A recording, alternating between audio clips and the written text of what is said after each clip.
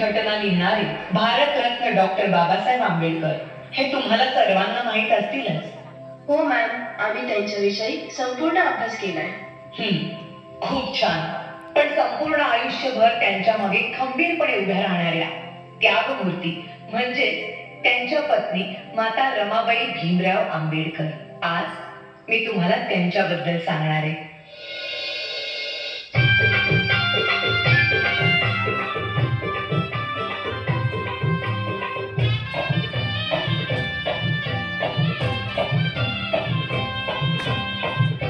सातव्याच वर्षी त्यांच्या आई वडिलांचं निधन झालं आणि घराची सर्व जबाबदारी त्यांच्या अंगावर पडली.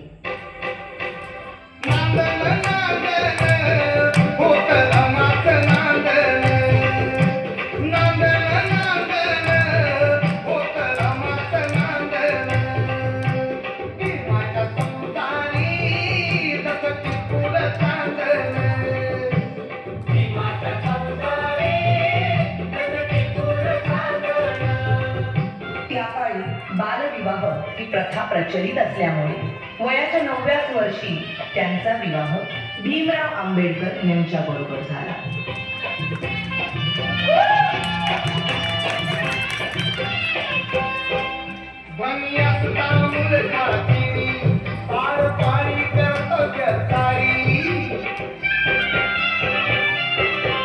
अगं, हे काय केलंस? एखाद्या वेळेस तू माझी काळजी घेतली नाहीस तरी चालेल, पण या पुस्तकांची काळजी तुला घेतलीच पाहिजे. मला माफ कर. जर तू शिकली असतीस तर तुला या पुस्तकांचं मोल कळलं असतं. आणि त्यानंतर बाबासाहेब आंबेडकरांच्या सांगण्यावरून रमाबाईंनी शिक्षण घेण्यास सुरुवात केली.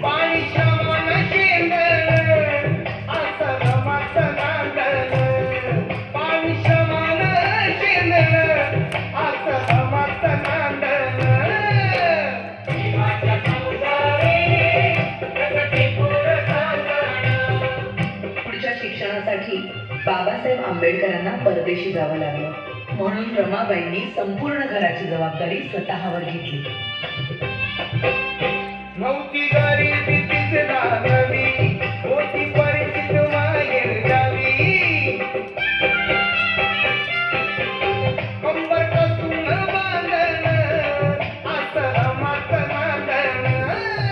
बॅरिस्टरची बायको शेण गोळा करते म्हणून लोक नावं ठेवतील या भीतीने रमाबाई रात्रीच्या काळोखात गवऱ्या थापायच्या आणि पहाट व्हायच्या आधी घरी निघून जायच्या.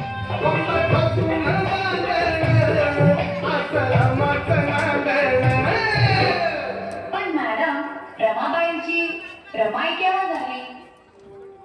रमाबाईंच्या 5 मुलांपैकी 4 मुलांचा मृत्यू त्यांनी खूप जवळून पाहिला होता. त्यानंतर लहान मुलांना उपाशी पोटी बघणं त्यांना कधीच सहन झालं नाही. अशाच एका वेळी भुकेल्या मुलांची दशा पाहून बांगड्या सोन्याच्या रमाईने दिल्या काढून आणि त्या दिवसानंतर सगळी मुलं रमाबाईंना रमाई बोलू लागली.